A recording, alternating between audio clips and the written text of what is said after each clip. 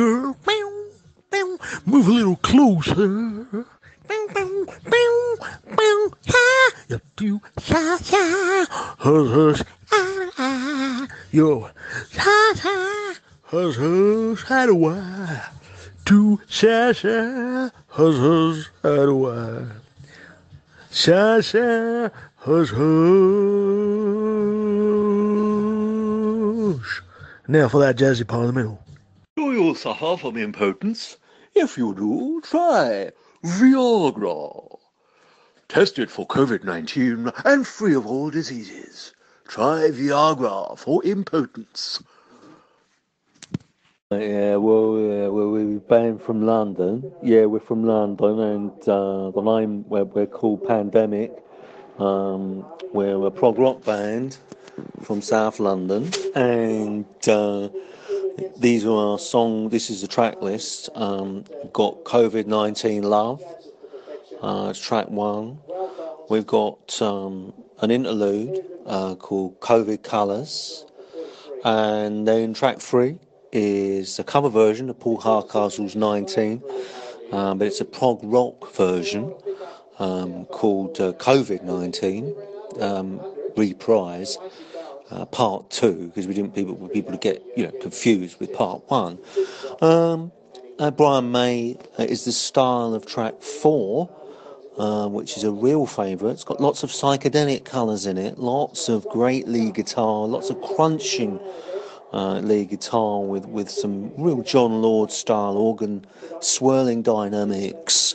We like to have a kaleidoscope of COVID-19 colours. We want to try and get that really psychedelic one they use on the news with that particular one. And that particular track is called Lockdown Love. Followed by track 5. I mean, there are 16 tracks on the album in full, and they're all with a COVID-19 focus. We thought, obviously you've got to think of sales, record sales. You've got to make it relevant to the listener, and we truly believe that Pandemic are a band that will succeed, and we will get prog rock back on the mainstream again, but lots of other colourful kaleidoscopic tracks. Again, we're looking at the Lockdown Maniac for track 5.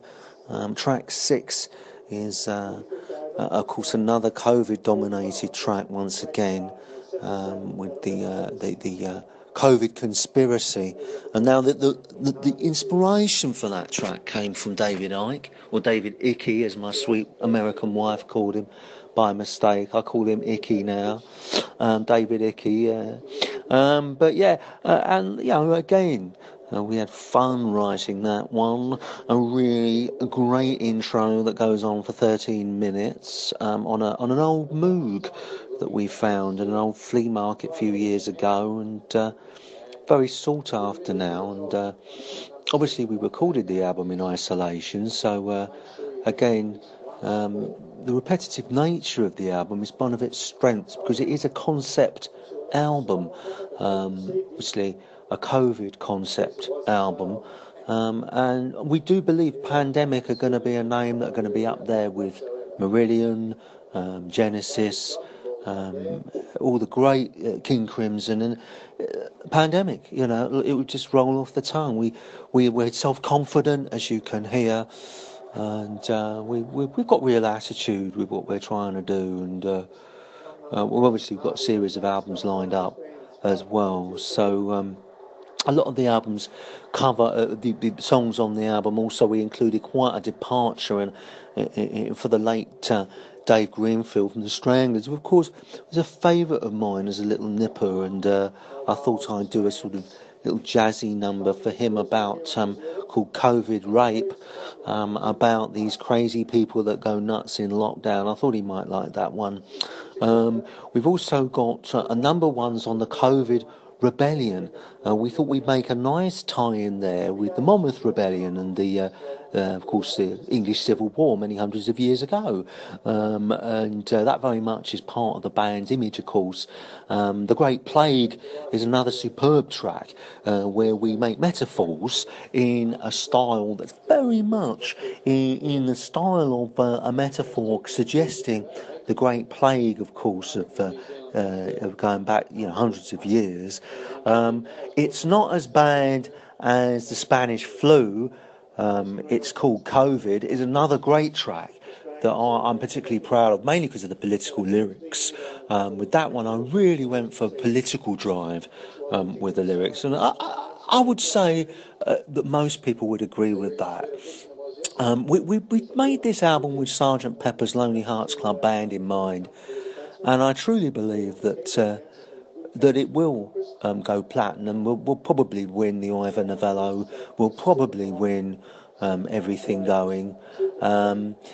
Partly because we dare to dream. We dare to dream. Who else out there is writing songs about the Spanish flu or about the Great Plague of London? Nobody else is doing that. It's unique, totally unique.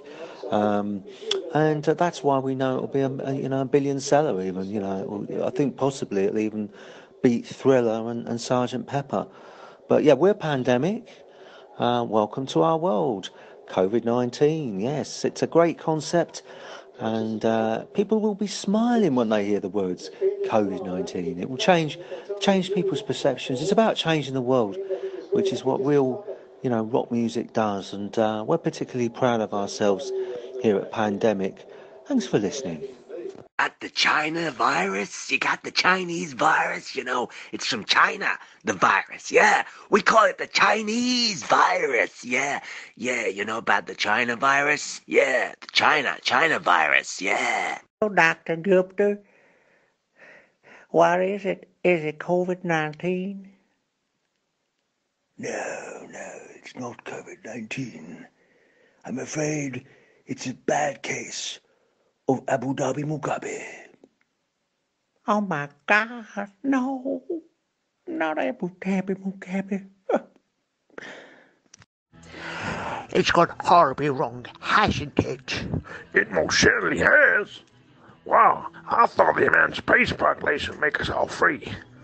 But we're still worse off than ever.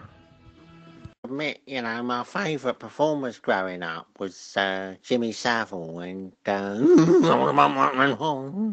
Jimmy Savile and Gary Glitter. He was the leader of the pack, and they meant everything to me, them two. For me, they were my Lennon and McCartney. Jimmy symbolised everything I really admired. Someone in showbiz. He was a real. He had tremendous charisma. He had incredible encyclopedic knowledge of music, and I used to watch Jimmy fix it every week. I wrote to him, and he read my letter out, and it was amazing. We went along and we went Alton Towers for the day. I remember it very vividly. I remember sitting on his knee, and Jim will fix it for you. Oh, it was wonderful, yeah. And we all sat there, and I don't remember much about some of it. It all went a bit black, but apart from that. But yeah, it was great, and we all had a lovely time, and he bought us all cakes. And it was rather beautiful, really. One of my most precious memories of my childhood was going on. Jim will fix it, yeah. Oh, yeah. And it just so happens that the biggest star on that show was Gary Glitter. So you see, and as you can see, I've got an amazing collection. That weirdo next door, I think his name's Ben, he collects Stranglers records. All that strange, weird music. I don't like all strange music like that. I was always into Gary because he was very wholesome as a performer. And I used to listen to Leader of the Gang, Rock and Roll Part 1 and 2, which I'm currently working on a remix.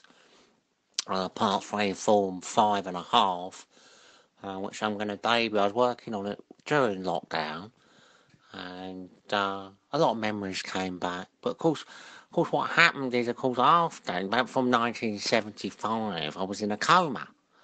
And the wonderful thing about lockdown is I came out of that coma after 40 years. And of course, when I fell asleep, I was 15. Now I'm whatever I am. But um, people keep telling me they got to tell me something. I don't know why. I don't know what they're talking about. I just don't want to know. And I don't like lies about my favourite people. And I won't be listening to lies about Gary because everything about him was so wholesome. I loved his smile. I loved his hair.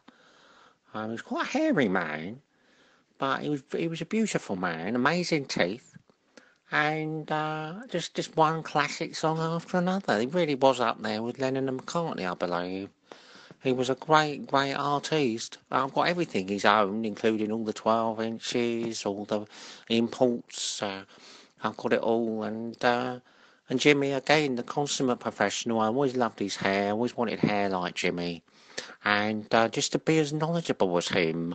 And to have that charisma too. I mean, I don't know about you, but I can't stand people like Terry Wogan. I bet they're all weirdos and rubbish like that Bender Bowie and all that crap.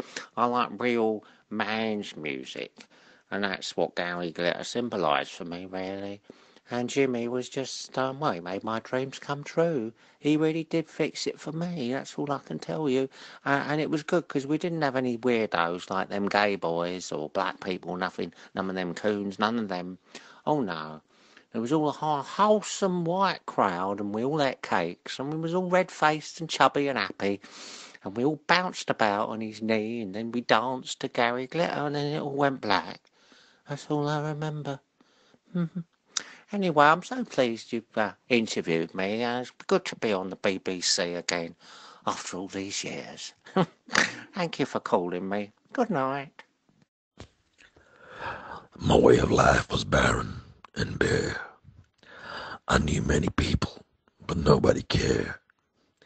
I played the rules of society's game, but my mind grew troubled 'cause my spirit was lame. Without a warning, I had a change of heart. I kept to myself. I didn't play the part. My friends stopped calling. They just let me be. I knew I was falling, but nothing could stop me. I'm moving up to a higher circle. I'm moving up 'cause I've fallen down. Down from the circle of nameless faces. I'm moving up to a higher circle now. I feel much better since I drifted away from the fair weather friends who had nothing to say. I'm all on my own, running down these lines that grow from the peace and in the love that shines. I'm moving up to a higher circle. I'm moving up 'cause I've fallen down. Down from the circle of nameless faces. I'm moving up to a higher circle. I'm hearing, man, you're having a few sad moments reflecting on your life, remembering how it all went wrong with a beautiful blonde out in California, and how you fucked it up, telling her friend that she's a slut and a bitch. Well, maybe COVID came along and did the right thing for you, my friend.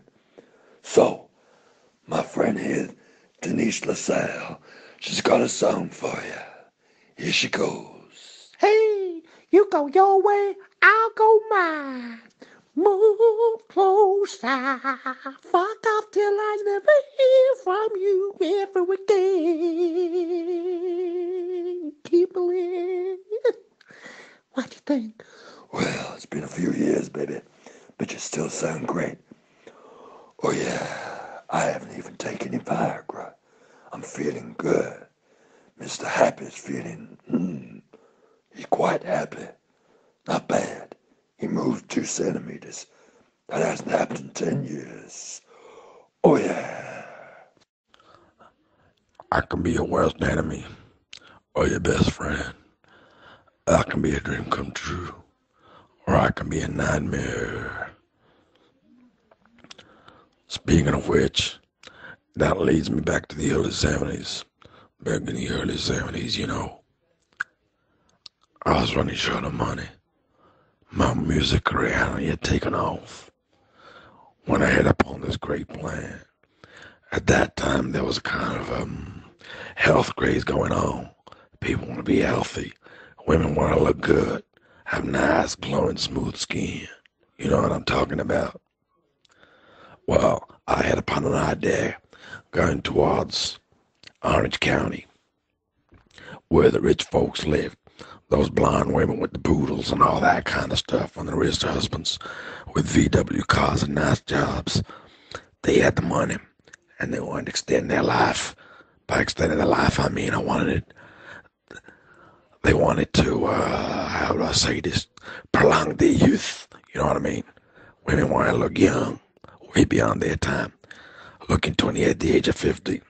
And there's some times that a bottle of olive oil just won't do. Well, I had upon a great idea. I developed a new shake, a new milkshake, energy drink, vitality drink, keep you looking young. Like that Countess member, the one used to bathe in the blood of virgins. Well, ain't no virgins needed here.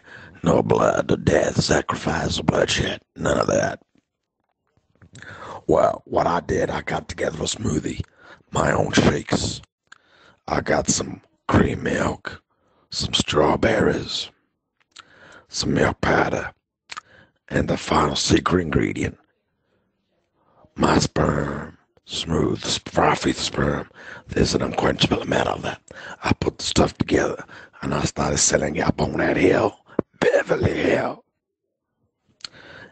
Boy, did that drink sell. I ran out of drinks, but I sure didn't run out of sperm. Now, I didn't give that drink to my best friends because they might not like the salty goodness and they might take exception to drinking my spunk. But the women sure did lap it up. And that's how I financed my first musical demo. When you were young and your heart was an open book, I used to say, live and let live.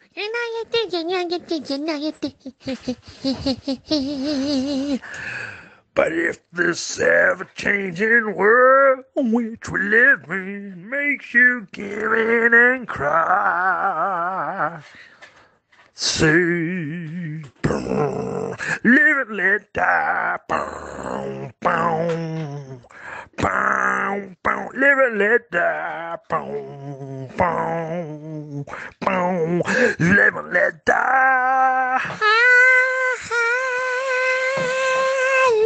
Let die, yeah. I said, hello, darling.